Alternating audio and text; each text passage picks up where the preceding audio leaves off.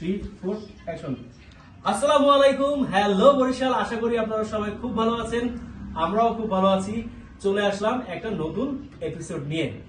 আজকে আমাদের সাথে যিনি গেস্ট আছেন তার সম্পর্কে আমি একটু আপনাদেরকে বলতে চাচ্ছি। সেটি হলো, আমাদের গেস্টের নাম হলো নাইমুল ইসলাম। তিনি ভয়েস অফ বরিশালের স্বত্বাধিকারী। ভয়েস অফ বরিশালটি একটি পেজ।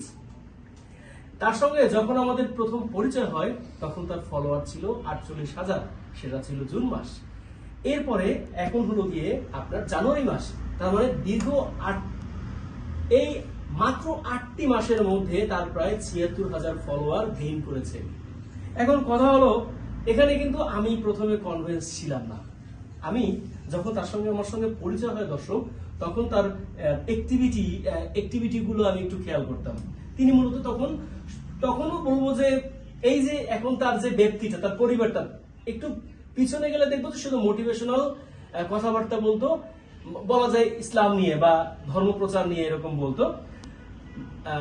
আমি এটা কেটে আবার সুন্দর করে বলি, ঠিক আছে?